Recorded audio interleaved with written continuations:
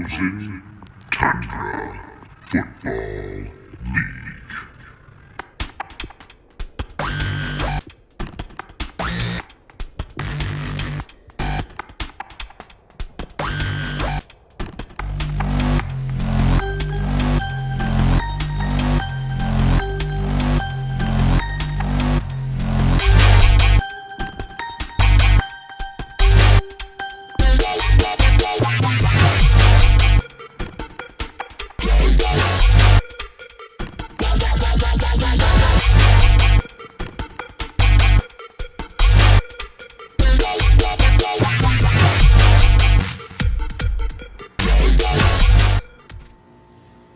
Buenos tardes y bienvenidos a todos mis amigos y compañeros FTFLers! Wait, that's not right. Oh my gosh, that's for the one I'm going to film after this. Well, hello and good evening all of my fellow FTFLers. It is I, Brett, host of the FTFL Weekly Update, owner of the by God hapless Hulkamaniacs, and lest we not forget the one and only true king of the FTFL. I have my kingly chalice to prove it. Dilly dilly. Boy oh boy, 3 weeks in. 1/4 and 1/3 of the season is in the books. 1/4 and 1/3. Couple of undefeated teams, a couple of teams who haven't even sniffed a victory yet. Yes, it is kind of the quarter pole of the season, almost. And we are getting an idea of who is going to do what. However, it is just 3 weeks. There are still 10 to go, and anything can happen. It is wide open, except if you're Antonio Brown. Antonio Brown says, I'm no longer going to play football. Now, of course, who cares? Unless you're Adam Saltmarsh. No, Adam Saltmarsh coming into the season had an opportunity to keep Melvin Gordon, had an opportunity to keep Antonio Brown, was definitely going to keep DeAndre Hopkins. Gordon's not reporting. Brown is in Oakland, seems like he's not happy, even says he's not going to play if he can't wear his helmet. Goes with at least the guy you think is going to play Antonio Brown. Melvin Gordon sits out. Now, of course, as of tonight, we find out that Melvin Gordon is reporting to the Chargers tomorrow. Wouldn't that have been nice to know, Adam Saltmarsh? Because Antonio Brown, cut by the Raiders, signed by the Patriots, cut by the Patriots, has nobody. Salty's down to one keeper on his roster. Now, in case you're wondering, Adam Saltmarsh, you shouldn't be down. Because all you need is luck, baby. Ryan Deesom's keeper, Andrew Luck, when he won his very first FTFL championship, sat on the bench all season. And it was his good luck charm, if you will. Speaking of Will Dissly, along with Russell Wilson, two of the biggest bums in football. You know what? I take that back. Will Dissly, I don't hate. Russell Wilson, I despise. I loathe Russell Wilson. A huge touchdown this week with no time left on the clock. I'm sure affected fantasy leagues around the country, including right here in the FTFL. We'll find out who it got in just a moment. Speaking of getting got, the fake king is dead. Sid Hagen had a heck of a run going. His first loss this week since week 10 of last year. And let's be honest, he went down kicking, screaming, and swinging. Great effort by Hagen, not great enough. He loses. And speaking of losers, Jeff Markser and myself, both owners of 0-3 records, will face off this week. And will someone's O get to go? The way my team has been playing, I'm not expecting to win. Jeff Markser has played actually remarkably well and has had bad luck, which of course we all know that's all fantasy football is in the end anyways, is luck. Someone's O might have to go, and on to the games we shall go. First off, speaking of the Will Dissly touchdown, game number 1, the architect Matt coming in at 0-2, taking on the juggernaut, the but starting to maybe flip the switch on who we thought he was, John Linkowitz coming in at 2-0. This was the lowest scoring combined point game of the week. Matt puts up 64.5. John puts up 63. You're thinking, dang, that was close. But should it have even happened that way? The Will Dissly touchdown, for those of you who weren't paying attention or do not know, Seattle down by 2 touchdowns at home. Oh, so great to watch Russell Wilson get his ass whipped at home. Down by 2 touchdowns. A defensive penalty on the final play of the game allowed 1 untimed play for the Seattle Seahawks, and wouldn't you know it, old Russell threw a touchdown to Will Dissly. Matt's tight end. That's your difference. Dissly goes for 13. Jimmy Garoppolo, Matt has struggled with his quarterback play, of course. Roethlisberger is now done for the season. Picked up Garoppolo. Garoppolo had 10 points, which, let's be honest, was just enough. On his bench, Mitchell Trubisky had the best week he's had all year. Didn't matter. Cairo Santos, 1 point. He was the only one under 4. If you are John, 63 points, by far your lowest output of the year. Tom Brady, 18. Zerline and Minnesota both chipped in 11. Calvin Ridley, half point. Emmanuel Sanders, 1 point. Ridley was averaging 14. Sanders was averaging 16. Even if they get half of their average, John wins this game. So don't hate Will Dissly. But it's okay if you want to hate Russell Wilson. John falls to 2-1. Matt climbs out of the over. He is now 1-2. On to the next game. Another 2-0 team taking on an 0-2 team. The overworked, underpaid, underappreciated log cabin pizza employees about to ride finally get their chance to bring all of those festering issues to the man in charge, Jeff Markser of the Mana, 3-time Lucky Pass champ Mana. And boy, oh boy, did the employees finally get their due. 147.5, eclipsing Eric's 147 for the highest point total of the year so far. Jeff, another stout performance, 88.5 points, wasn't enough, falls to 0-3. Mike Evans for Eric. Oh, I guess Jameis Winston finally remembered that Mike Evans played for the Tampa Bay Buccaneers because he had 6 catches, 134 yards, and 3 touchdowns in the first half. Throw the ball to Godwin, please. Every now and again, wouldn't hurt. The Bears defense with 23, Matt Ryan 24, Evan Ingram 19. There were points all over the place, except if your name was Kenny Golladay. He only had 1. Adam Thielen was on the bench with 19.5. He could have, had he started Adam Thielen, not only set this season's point record, could have beaten the all-time point record. Alas, it is still a victory. He is now 3-0. If your marks are Russell Stupid Face Wilson with 34, David Johnson 13, Nick Chubb 10, Tony Pollard, Dallas's backup, on the bench 15.5, Tracy McLaurin again on the bench, again getting points. Then just drop him. If you didn't want him, drop him. Drop McLaurin. Let him go, so we can have another sweepstakes. So Sid can pick him up when he's not supposed to. Something, instead of letting the man mold like cheese on the back shelf, and or Ryan's you-know-whats. Speaking of Ryan, his game is not next. It is actually going to be the Mixin' Cocktails at 2-0, formerly of the Dilly Dilly. Woo! Well, Pit of Misery, Dilly Dilly, taking on the hapless Hulkamaniacs, coming in at 0-2. Now remember, Andy is one of the few teams in the league I have a winning record against. I've played now Andy twice this year, and I have lost both. The outlook for the rest of the season is not good. 98.5 for Andy, 65 for me. Austin Hooper, the tight end that I drafted, comebacks to haunt with 19 points. T.Y. Hilton, 14. Mixon, 13. He had been averaging 1.25 points over the first 2 weeks, so he finally showed up to the dance. Lamar, newly acquired Jackson with 12 points. He was averaging 31.5, so a far cry from where he was. Andy hopes, of course, that was an anomaly and not maybe the trend of where things are going. Everyone on Andy's bench, everyone on Andy's team, had at least 6 points. As for my team, there's nothing to report. All right. Well, it is time once again for our brand new segment as we celebrate the 20-year anniversary here in the FTFL. A big shout out to Adam Saltmarsh, who put together the super awesome intro for this next segment, 20 years of the FTFL. And now, the 20 years of the FTFL.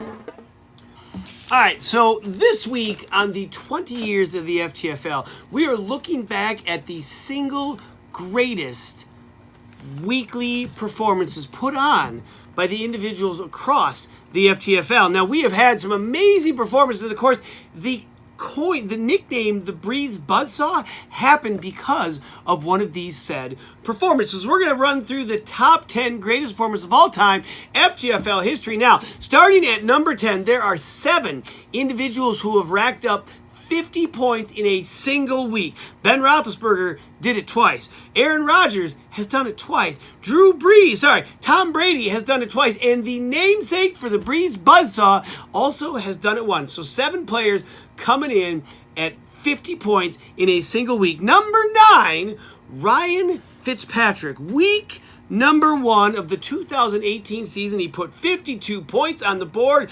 And for who you ask? Nobody. He was a free agent. Fitzmagic was shining. Now, of course, that star burnt out real fast, but he does make the list at number 9 with 52 points. Number 8 on the list, quite possibly the greatest quarterback in the game today.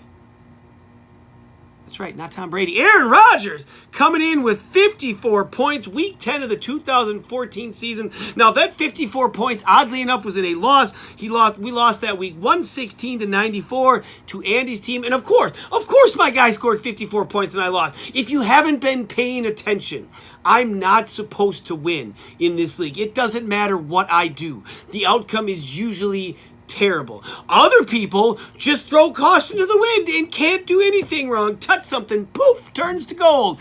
Not me, and not that week back in 2014. Coming in at number 7, Peyton Manning.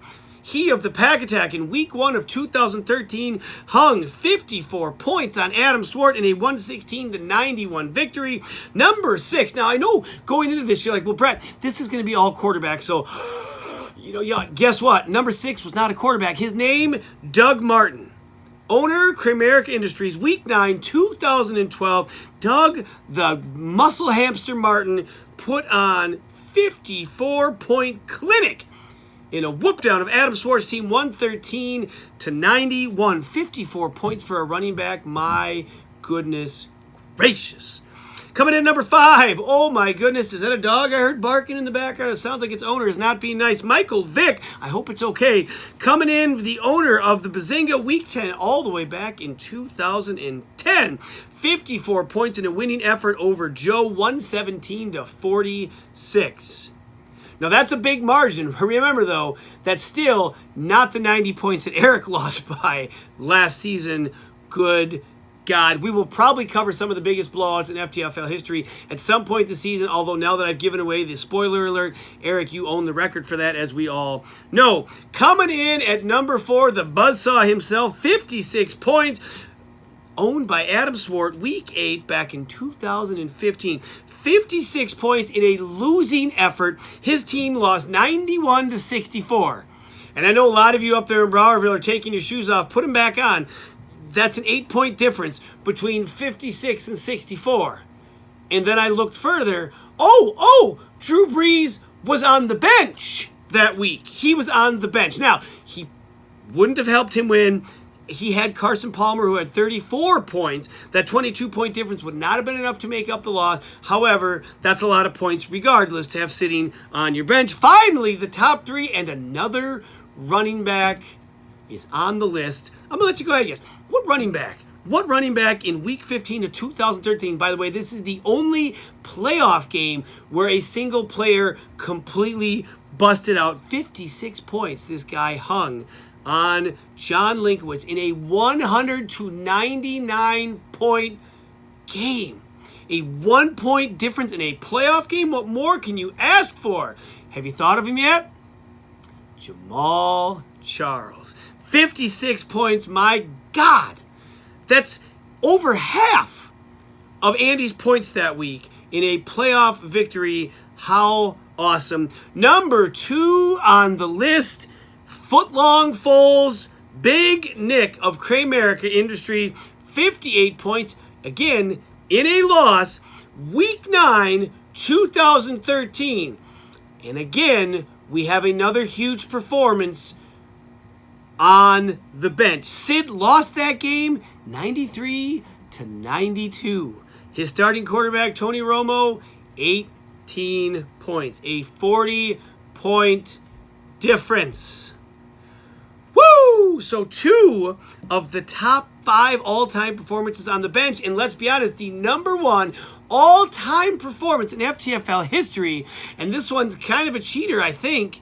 Not only was he not on a team, it was in week 17. That's right, our league keeps track of all this. We do play games sometimes, in week 17. I had to include it because this was such a moment in NFL history.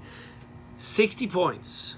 Matt Flynn, week 17, 2011. If you remember, that was the game that got him the contract with the Seattle Seahawks to be their starter, his first starting gig in the NFL. He never started for the Seattle Seahawks. Why? Because of stupid face Russell Wilson. Now, I get it. Played for the Badgers. Amazing season, lost in the Rose Bowl. Probably because of stupid face Russell Wilson's clock management in that game. You got what you deserved, Russell. But Matt Flynn never made it as a starter.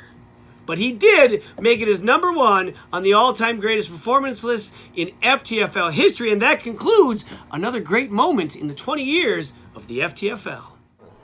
All right, well, again, I enjoy looking back at the history of the league, and I definitely am looking forward to covering more of the history and special moments of our 20 years together here in the Frozen Tundra Football League. Before we move on to the last games, some more fan mail. Man, I love it when people send me fan mail. Love hearing feedback about the show. And I read, "Como está, Brett? Mi amigos and I watch your show all the time. I can't believe it's available in Spanish. De nada, mi amigo." So, after the first 3 weeks, has your predictions for each team's outlook changed? Good question. In your opinion, are any teams outperforming or underperforming their capability? Yes. Also, what happened to the Don't Be Salty segment, and when are you going to film in 4K? Get with the times. Muchos gracias, Jose Escobar, Winnipeg,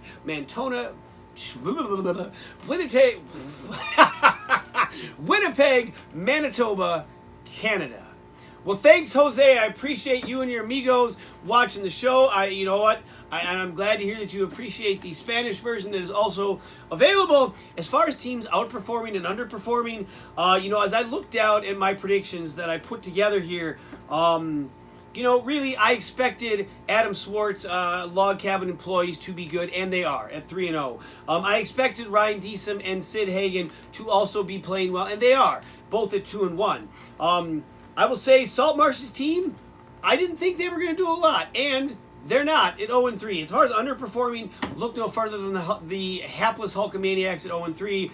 Jeff Marks's team 0-3, but the record doesn't say it all. He is playing well. He's in the top half in the power rankings.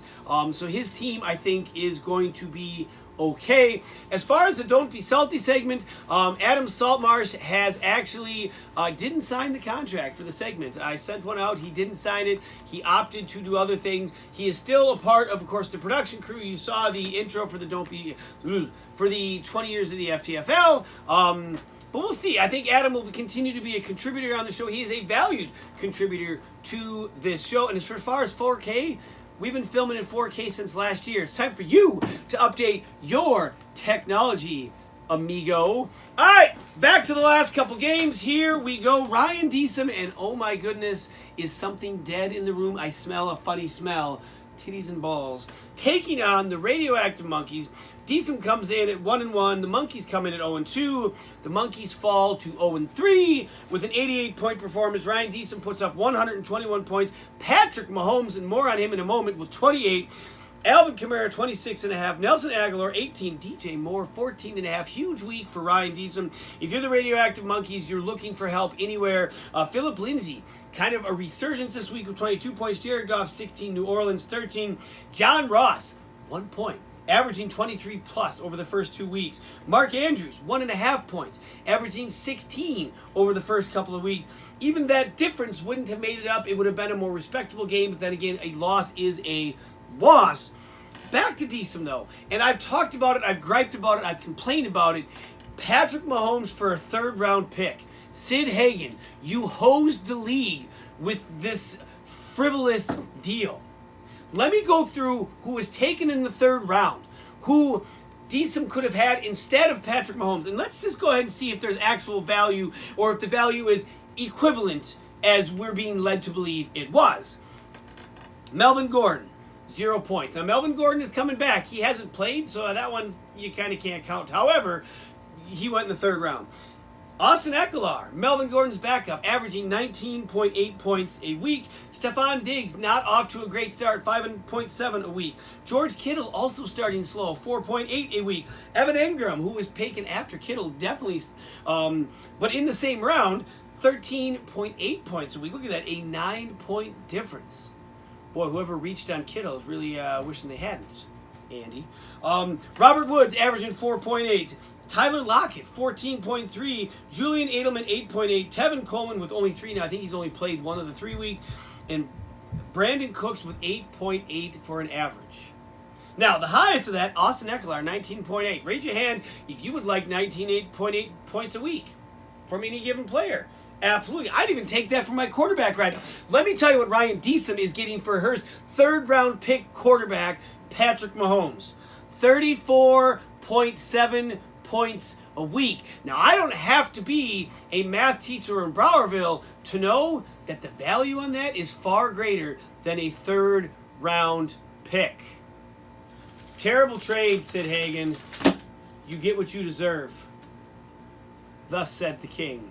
Lastly, the Pack Attack coming in at 101, taking on, oh, by the way, we just mentioned his name, Sid Hagen, owner of the fake king of the FTFL franchise, and the king has been slayed. 122.5, let's be honest, 122.5 would have beat every other person in this league this week, except, of course, for Sports Team.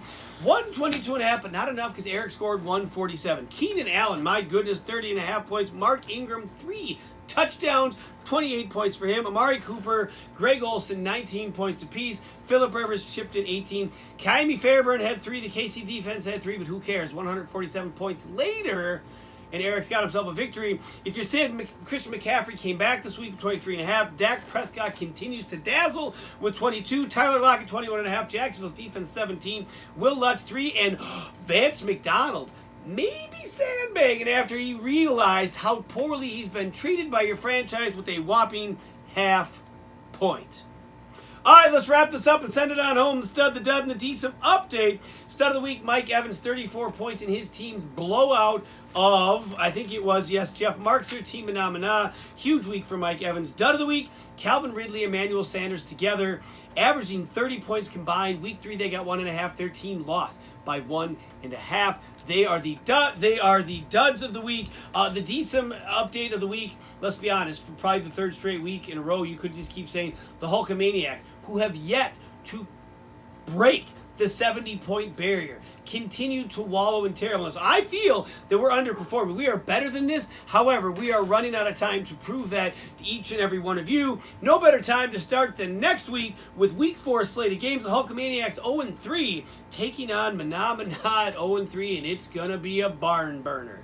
This one is huge, trying to climb out of the cellar of the North, where not one but 2 teams are 3-0. Of course, one of those is the Mixing Cocktails taking on Lakewitz at 2-1. This could really widen the gap at the top of the division if Andy were to win that one. The other 3-0 team, the overworked, underpaid, underappreciated Log Cabin Pizza employees about to riot, taking on the Architect at 1-2. The Fake King at 2-1 will take on the Pack Attack at 2-1 for first place in the South Division. And lastly, the Radioactive Monkeys looking to get off the schneid at 0-3, taking on Ryan Deesum and his looking like grapes that got left out in the sun and forgot about for weeks. Titties and balls at 2-1. That's it for the weekly update. We thank you all for tuning in. We'll catch you next time. Peace!